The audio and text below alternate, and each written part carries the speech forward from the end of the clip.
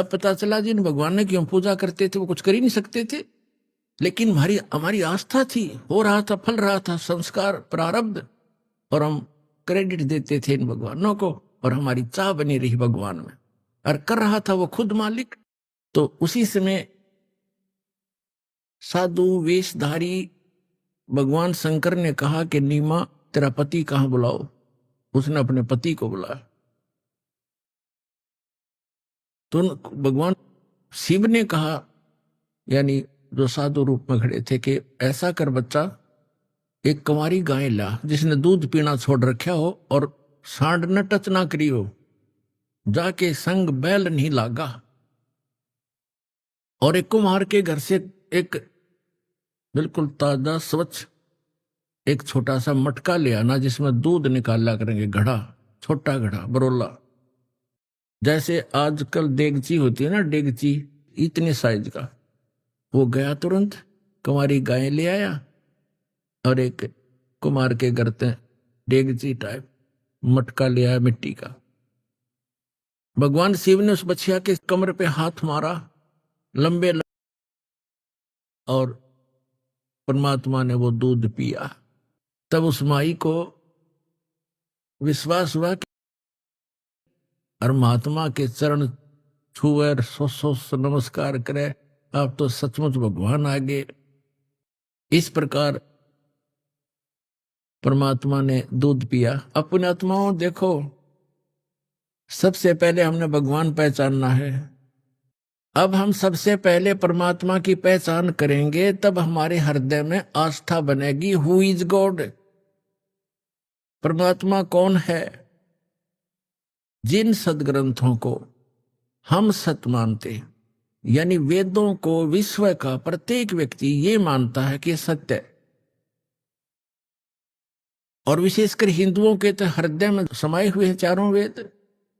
और पुण्यात्मा वेद क्या है, ये कोई किसी डूम बाट के गीत नहीं, गॉड गिवन स्पिरिचुअल नॉलेज है, और भगवान की महिमा है इनके अंदर। अब वेदों के अंदर जो ज्ञान है, भगवान की महिमा है, वो क्या करता है, कैसी लीला करता है, और वो किसी ने कर रखी हो पृथ्वी पर, तो who is God, he is God, वो है परमात्मा जिसने वेदों में लिखी हुई लीला कर रखी हो, वो प्रमाणित करते हैं। पहले गरीबदास जी की वाणी से सुनाते हैं, उसके बाद आपको वेदों और परमात्मा की महिमा से प्रमाणित करते हैं।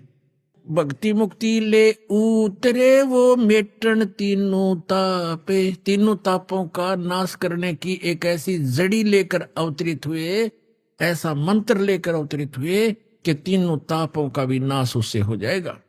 जैसा कि आपको कथा सुनाई थी, महाभारत के अंदर पांडवों ने बंधुघात किया था, उसके लिए अश्वमेध यज्ञ किया था। भगवान कृष्ण ने बताया था कि तुमने जो बंधुघात किए हैं उस तीन ताप के अंतर्गत ये प्रेत आत्माएं तुम्हें सता रही हैं, उन मृतों की, उन मृतकों की आत्मा सता रही है तीन ताप के अंतर्गत। उसके लिए अश्वमेध यज्ञ किया गया था, लेकिन किसी भी ऋषि महर्षि श्री कृष्ण जी के भोजन खाने से वो शंख नहीं बजा था, यानी वो यज्ञ संपूर्ण नहीं हुआ। यज्ञ संपूर्ण होगा तो वो तीन ताप कटने थे। तो क्या बताते हैं, 33 करोड़ यज्ञ में आए वो 88 सारे, 33 करोड़ देवता, 88,000 ऋषि, 12 करोड़ ब्राह्मण, 56 करोड़ यादव, सब उस यज्ञ में भोजन का खा चुके थे, शंख नहीं बजा था। 33 करोड़ यज्ञ में आए वो 88 सारे, 12 कोट वेद के वक्ता, वो सुपच का शंख बजा रे, बन तू पावेगा अपना किया रे, भोग गयो अपना किया रे। कहते 33 करोड़ यज्ञ में आए 88 सारे, और 12 कोट वेद के वक्ता, 12 करोड़ ब्राह्मण, वहां उस सुदर्शन का शंख बजा रहे, सुदर्शन से शंख बजा रहे, वो परमात्मा स्वयं आ रहे थे। तो यहां बता रहे हैं कि वो परमात्मा ही ऐसे मंत्र देता है जिससे आपके तीनों ताप भी कटेंगे। तुम कौन राम का जपते जापम, तात कटे न ये तीनों तापम। और अभी आपको बताया वेदों में ऋग्वेद मंडल नंबर 9 सूक्त 95 के मंत्र 2 में और 9 मंडल के सूक्त 94 के मंत्र 1 में स्पष्ट किया है कि वो परमात्मा कवियों की तरह आचरण करता है, घूमता फिरता है और अपने मुख कमल से वाणी बोलता रहता है। और वो परमात्मा एक गुप्त मंत्र का आविष्कार करता है, प्रकट करता है गुप्त मंत्रों को। वो है वो तीनों ताप के काटने वाले। और यही गरीबदास जी कह रहे हैं, वही प्रमाण दे रहे हैं। भक्ति मुक्ति ले उतरे, उतरे माने अवतरित हुए, सहश्रीर आए, उतरना, नौका नुआना। भक्ति मुक्ति ले उतरे वो मिटन तीनों ताप, मोमिन के डेरा लिया वो कह कबीरा बाप।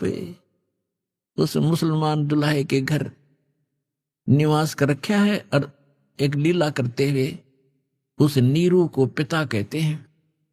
दूध न पीवे न अन्न बखे, नहीं पलने झूलन थे, अदर अमान ध्यान में वो कमल कला फूलन थे।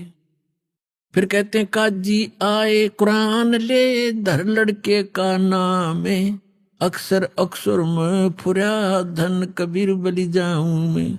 सकल कुरान कबीर है, हरफ लिखे जो लेखे, काशी के काजी कहें या गई दीन की टेक। फिर वो काजी मुल्ला आगे भी नाम धरेंगे लड़के का। जैसे अपने यहाँ ब्राह्मण भी ऐसे नामांकन करते हैं, गुरुजन अपना कोई वेद या गीता या पुराण को ऐसे खोलेंगे, प्रथम अक्षर जो आएगा उस पर नाम रख देंगे। ऐसे उन्होंने कुरान शरीफ को खोला, उसमें लड़के का नाम खोजने लगे, उसमें सबसे पहले सूरत फुरकानी वाला कबीरा मिल गया, कबीर। तो उन्होंने सोचा कबीर का अर्थ बड़ा करते हैं ये लोग कि दुल्हे का लड़के को का बड़ा नाम रखना ठीक नहीं, अच्छा नहीं लगता। तो उन्होंने फिर गुस्ताखी करी, दोबारा कुरान शरीफ बंद की, फिर खोला मंत्र बोलकर। तो दूसरी बार पूरे के पूरे उस पृष्ठ पे, दोनों पृष्ठों पे कबीर कबीर कबीर लिखा और कोई लेख नहीं रहा। फिर और पलट कर देखा सारी कुरान को, वो जो पुस्तक वो ले रहे थे वह सारी के अक्षर कबीर कबीर हो गया पूरी में। अगले रख लो के रखोगे।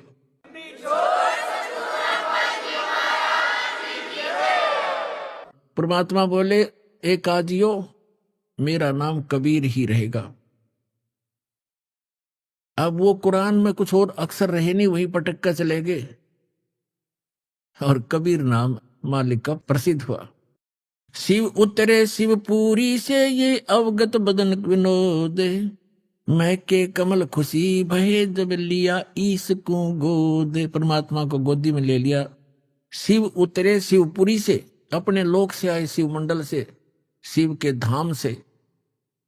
और मैं के कमल खुशी भये लिया ईस को गोद, कबीर साहब बच्चे को गोद में ले लिया। नजर नजर से मिल गई किया ईस पर्ण में, धन मोमन धन पूर्ण धन काशी बलि जाऊं मैं। अब शंकर भगवान जी खड़े थे साधु रूप में और आशीष दे रहे थे कि हे माई, धन है काशी नगरी जिसमें ऐसे महापुरुष का आना हुआ है, धन होगी ये नगरी, इसके ऐसे सारे ग्रह हैं, ऐसे ग्रहों में है, ऐसे इसकी मस्तक की रेखाएं बताती हैं, धन है ये काशी नगरी जहां से पुरुष का आगमन हुआ। कहते 7 बार चर्चा करी वो बोले बालक बहने। बालक 25 दिन का बालक बोलता है और 7 बार बोले श्री भगवान शंकर जी से। 7 बार चर्चा करी वो बोले बालक बहने, शिव को कर मस्तक धरा ल्या मोमिन एक धेनु। हे मोमिन, हे मुसलमान, हे बच्चा, जा एक धेनु, एक गाय लिया, अन ब्यावर को दूहत है दूध दिया तत्काले। कंवारी को दूहत है दूध दिया तत्काले, पीवे बालक ब्रह्म गति ता शिव भय दयाल। अपनात्मा इतनी महिमा इस परमात्मा की। अब पहले आप जी को दिखाते हैं। अभी तो दास ने वर्बली बताया, आदरणीय गरीबदास साहिब जी जो परमेश्वर से मिले थे और उनकी दिव्य दृष्टि खोली थी। उस आधार से पूर्व की घटनाएं ज्यों की त्यों लिखी सच्चाई कि कंवारी गायों का दूध पिया परमेश्वर ने, शिव जी ने उसके कमर पर हाथ रख दिया, उसने दूध दिया और फिर वो देती ही रही कंवारी गाय और परमात्मा दूध पीते रहे। फिर दूसरी गाय लाए उसने, जब वो छोटी, फिर दूसरी लाए उसने भी ऐसे ही।